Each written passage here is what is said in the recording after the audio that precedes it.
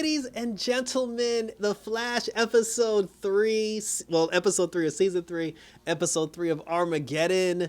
It's your boy Icon with some DC TV, and the Black is back, baby. Black Lightning is back. I decided to do my little Black Lightning tribute here, and it's good to see Jefferson Pierce back. I only wish that we could get the rest of the fam, but he did drop a lot of he did drop the bomb on the entire cast. Like, he brought up Henderson, he brought up Gamby, he brought up Lynn and the girls, so that was nice to see. So in our last episode, Barry had, he went to the Hall of Justice, and, Jeff had showed up, and he told Jeff, he was just like, Jeff was like, what's going on? And then Barry was like, injustice. And I just thought he was talking about, him being like, meant to, go crazy, whatever. But apparently there's an injustice protocol. And Barry said the injustice protocols were set into play that whenever somebody said the words injustice, another teammate would step in case any of them went rogue. And Jefferson Pierce said the injustice protocols were put into place after Faust. And I was like, wait, like Felix Faust? So apparently the team had a run-in with Felix Faust at some point, and we didn't get to see it on camera. I'm very disappointed. Maybe that was supposed to be last year's crossover that we didn't get due to the pandemic. But yeah, they said that the Injustice Protocol. And then I'm like, if that was the case, because if we're talking Felix Faust, that means Felix Faust controlled, out of the 7 members of the league, he controlled one of their minds, and they kind of like went and made them go crazy, and the other 6 had to take him down. So now I'm kind of like, which one of y'all went rogue? Because he said, like him, Barry, Sarah, Kara, Jean. I'm like, you didn't mention Kate, and you did not mention Clark. So I was like, so was Clark the one? And like Kate had got kidnapped or whatever. So I'm like, maybe it was Clark. So it was this is very interesting. A lot of bombs were dropped, and I need footage. Like, I definitely need that footage. But anyway, so, Barry was basically telling Jeff, he was just like, listen, you got to take away my powers because, like something bad's going to happen. I'm hurting people. Then Jeff was just like, listen, maybe we should just calm down and we should talk about it. But then Barry was like, no, he was like, you agreed to the protocols and you need to honor your, your agreement, and you need to take away my powers. So he's like, all right, fine.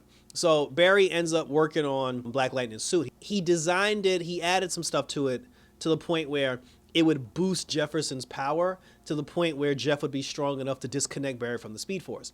And then Jeff, reminded him like a bunch of times. He was like, if I do this, like, it's permanent, like you're going to lose your power forever. And then Barry was like, it's worth it, like to save humanity, save the timeline. Jeff had even asked him, he was like, why? He said, why is this so important? He's like, why do you think you're going crazy? And he's like, oh, but I can't remember Joe. I don't remember it. Like, Joe died 6 months ago and I can't remember it. I don't know why, so he was just like, all right, you got to take my power away. So Black Lightning uses, his power. He starts working on Barry. He starts to try to like take his power away. Then, like, it wasn't like, I guess it was going okay, but it wasn't like fully broken yet. So then Jeff said he wanted to take a break. And then, when he wanted to take the break, Barry was like, no breaks. He was like, no breaks. We can't take any breaks. He's like, we got to keep pushing. And then Barry had let slip, because he had mentioned Despero. And then, Jeff was like, who's Despero? And then that's when Barry told him, Despero's the guy who said he would kill me because I eventually go rogue and destroy humanity. And then Jeff was like, well, why would you not mention that? He was just like, because he told me, he was like, you're keeping something from me. And he's like, I suggest you remedy the situation. So then he told him about Despero and how Despero planned to kill him, because he's going to cause Armageddon. And then Jeff was like, well, why didn't you tell me that, Barry? And then, and then Barry was just like, it doesn't matter. You have to take my power away. And then the two of them got into it. And then, he was just like, I'm not going to do that because you made a rash decision. And then, that's when Barry wanted to fight him, because he was just like, oh, I'm going to show you how destructive I can be. So this way you'll take me more seriously. So the two of them get into a fight. And that was actually pretty funny because it's like, bro, it's like, this is Black Lightning and you're throwing lightning at him to try to beat Black Lightning. Like, he threw a lightning bolt at him. Black Lightning caught it, threw it right back, knocked Barry out. And he's just like, yeah, it's your lightning, you keep it. And so then, and then after he knocked him down, Barry then like ran him across the room. And then this is the point where like I clutched my pearls and gasped because they knocked over the Oliver Queen memorial case. And I was just like, no. It's like, I miss Arrow. And, then after that, then Barry kind of like calmed down for a little bit. And then Jeff was just like, he's like, I never met Oliver, but, I'm pretty sure he wasn't a quitter. And if he sacrificed himself for you during crisis, then that means, he believed in you. He believed in the man that you are. And then, he gave him the speech. Barry felt bad. And then, he apologized. And then Jeff hit him with the, where's the future? And he's like, right here. Whose life is this? Mine. And what you gonna do with it? Live it by any means necessary. And I thought Jeff was going to be like, you damn right. So now after that, it takes us in the direction of Cecile, Iris, and the rest of the gang. Cecile, who for some reason has taken over the role as team leader, she's trying to organize the troops to try to find Barry. And, when they're trying to figure out what they can do to try to find Barry, they were just like, oh, just because Barry went crazy, Cecile was like, I'm not going to give up on him. And then Iris walked in and she was like, well, maybe Barry's not the crazy one after all. Iris pulled up the footage that had Joe's alleged accident and that caused his death. And when she pulled up that footage, she specifically showed them a moment where Joe had tripped off the train tracks and fell on the train. And then right before the train hit him, there was like a skip and a jump, like in like the video footage. And there was no body, there was no splattered bones, there was no blood, there was no nothing. So she was just like, yo, like somebody tampered with this footage. And she said there's a possibility that Barry's not crazy, he's being framed, or that my dad might actually be alive. And then as soon as she said that, that set Cecile off. Because Cecile, she's just like, oh, he's dead, and I saw his body, and why would you show me this, Iris? And for the love of God, I love me some Cecile. Like, Cecile fine as hell. Like, but we ain't gonna be cursing at Iris. Like that's the one thing we not gonna do. Like, you not gonna disrespect Iris. You're not gonna disrespect the queen of the CW verse. Like, Cecile got mad and let Iris have it. She was just like, oh, I'm trying to hold everything together for the team, and you coming here with this bullshit, and you trying to hurt me. And then then Iris was like, I'm not trying to hurt you. She's like, what are you trying to do, Iris? We're trying to save Barry, and you're sitting there messing around with this buzz. And when she closed the laptop, Iris gave her the look like, girl, you lucky you married my daddy. And then she hit her with the line, and she was just like, oh, every single day I have to live with the grief of losing, the man that I loved, losing, my husband, losing he was the father of my child. And then Iris was like, yeah, but he was my father, like you lost the father of your child, but I'm the father of I'm his child. So she was just like, that doesn't trump, like my feelings. And she said that if there's like even a fraction of a chance that my dad could still be alive and I could prove Barry's innocent, she's like, I'm going to take it. And then, Cecile was just like, fine, Iris. She was like, do what you have to do. She's like, do your silly little chase. And she said, the rest of us are going to find Barry the right way. And then Iris was like, forget you then. She was like, I'm going to do it my way. You do it yours. And, may the best plan win. And then Iris, with a tear in her eyes, she stormed out. And then after that, like, Allegra, she left and she followed Iris because she was like, Team Citizen for life. And then, she bounced. And then Cecile said to the rest of them, she was like, let's concentrate now on trying to find Barry. So Cecile ended up telling Chester that in order for them to find Barry, she has to figure out a way to boost her psychic abilities, because she said that since she does have a psychic connection to Barry, she can reach out to Barry as long as she has enough energy. And then, Chester was just like, well, how are we supposed to do that? And then Cecile was like, I don't know. She was like, can't you build a device that psychically boosts my, my brainwaves and broadcast them all over the world? So he's just like, so let me get this straight. You want me to build Cerebro like in my daddy basement? And then I started laughing.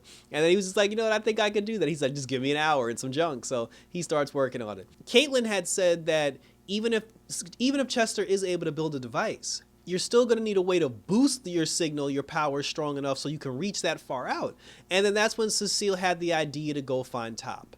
Top, who was the partner of, was it the Mirror Master? Yeah, it was the Mirror Master and Top. Like, like the two of them were partners together, but then, they had the falling out and she left him. So Cecile went to go find her, and then, she slipped the $20 under the table, and then she just told her, she was like, listen, she's like, I need you to do me a favor. I need you to help me, boost my power, blah, blah, blah. She convinced her to do it, so then she went down and did it. So Chester built his machine. They put the machine on Cecile. Cecile tried to use her power. It wasn't working. Top, for some reason, was getting sexually aroused by feeling all that energy. But then, she ended up like cursing out Cecile because she was like, damn it, Horton, Horton. She was like, focus, like, forget about Joe, forget about your sadness. She was just like, focus. And then Cecile did that. And when she did it, she heard Barry's voice. And, then that's when Chester was kind of able to like pinpoint where he is. He didn't get the full scope of where he was, but he was able to get a little bit. Top was relishing in the fact that she was able to get through to Cecile and have Cecile, like boost her power. But then Caitlin had said to Cecile, she was like, listen, she said, I understand you trying to boost your power, but she said not thinking about Joe, because she was like, the girl just told you to forget about your ex-husband. She advised her that not thinking about Joe is probably not the smartest idea in the world. And then Cecile took that into consideration. So then she tries the machine again. She's able to boost the power. And then as she's able to boost the power, she actually found out where Barry was. And Chester said he's at the hall. And then at that moment, Despereaux showed up and he was like, oh, I found the Flash. And then, he ended up like using his psychic ability. Top, for some reason, like she outed everybody like right out the gate. Like she went rogue like right out the gate. And then she told Despereaux, she was like, oh, you and I can be together. She's like, I can help you, I can assist you. And then he was just like, silly child, I don't need your pitiful power. And then he blasted Top, and he actually blasted to the point where she was bleeding from the ears, and he almost killed her. And then after that, he was like, oh. And then he extracted the information about Barry's whereabouts from Top, and he was like, oh, I only have half of the information, but I need the other half from you, Cecile Orton. And then, he ended up using his mind, his mind control, his third eye on Cecile. And then while he was using the power on Cecile, he was just like, oh, you'll never defeat me, Cecile, because you have nothing and you're alone. And then after that, she was just like, you know what, I'm not alone. She started thinking about Joe, thinking about her family, thinking about the love that she had, and her thinking about that love caused her to to level up, and she got a power boost. And Cecile has like some new power now, some new like enhanced power, and she was able to blast Despereaux away, but not before he was able to get the information he needed to Barry's whereabouts. So now the whole team has to deal with the fact that he actually has his location now, and then Despereaux's off to go kill the Flash. Iris and Allegra, they went down to the train station to try to, look for clues regarding, Joe's death. And, Iris went to go talk to the guy who was in charge of the security cameras. Iris had asked him about the jumps in the video footage. And he said that usually happens sometimes because I guess like they share a feed. When he said there's a baseball game going on like down the block. And then he said that whenever there's a baseball game going on, it messes with their camera feeds, and there's always like skips and everything in the camera feed. He basically he answered every question Iris could ask as to, trying to figure out the truth about her dad. And then after that, then she kind of like gave up on it. Like she started thinking to herself that maybe it was just a coincidence and maybe my dad was dead. Allegra ended up going further into it, and then she said that back in the day she used to take that the train that hit Joe. She said she used to take it all the time. Allegra said they reported that the train was early, which is why it hit Joe. And then she said that she took that train for years, and that train is never early. And then she said that the train actually went through a routine inspection, and it passed the routine inspection 2 days before the accident happened. And then they said that the cause of the accident was because like the engine blew. So she said there are way too many coincidences here, to the point where she's like, I'm starting to believe you now too, that maybe Barry was set up and like Joe's not really dead. But then throughout the whole thing, Iris eventually ended up coming around, because first she was ready to give up, but then Allegra kind of talked her into it. But when they were first at the train station and they were looking around for clues, Iris saw like these black particles that were flying through the air. When Allegra tried to talk her into not giving up on finding her father, she saw those same particles again, and then she realized where they were coming from. So she ran back down to the train station where Joe had died, and then that's when we got the returning Dion, the king of the still forest, because Iris is still feeling the effects of being trapped in the Mirrorverse. And when she was feeling those effects before, it was causing her to like rotate, like travel through time, like falling and slipping through like space and time. Dion is there to keep her grounded into our reality. And the two of them had like weekly sessions where he used his steel force power to keep her still like in this era. And they were supposed to have like weekly things, but he was just like, normally we do it in the speed lab, but now you want to have the weekly thing here in the train station. And that's when she was just like, this is the train station where my dad died. And then she's like, I needed you here so we can investigate something. And I'm going to say this too. In the comic book, there was, especially when the Flash TV show first started, in the comic book, there is a comic book where Iris ends up getting a time suit. I don't know if she became a time master, but there is a comic where Iris had time power where she ended up getting a time suit. And because we're now reminded that the mirror thing that she went through is still going on, and she's still feeling the effects of the mirror situation, which is causing her to fluctuate through time, and the fact that Dion is here, who's the master of time, and the fact that they said that if Iris doesn't get these weekly visits from Dion, she could slip and like lose her reality on time. Iris will get the time suit at some point this season, and I'm looking forward to that. So then she was talking to Dion, And she told Dion, she said that all the still force energy that you gave me to keep me here in this reality, she said, I need you to take it away. He advised against it, but she said, trust me. He took the power back from her. And then as soon as he took the power away, her eyes were able to see the truth. And there were these black particles all over the place. And now even like Dion can see them. And then he was just like, holy shit. He said that somebody tapped into the negative still force. The same way how Eobard Thawne, you know, like he's able to tap into the negative speed force. So then he was just like, yo, we got to find Barry because, you know, like this is bad. So then at that moment, back at the hall, Despero shows up because he found out Flash's location, and then he yokes up the Flash, knocks out Black Lightning, and then when he's going to kill the Flash, Dion and Iris show up to try to stop him. Black Lightning blasted him in the third eye, and then he's like, I'll hold him off, you get out of here. And then Iris said to Barry at that point, she said that, yo, you're innocent, someone's trying to frame you, and you need to find out how. And then Barry said, well, the only way I'm going to get the answers I need is if I go to the future. And then, you know, like Dion gave him some steel force, and he was like, I got enough steel force to get you to the future.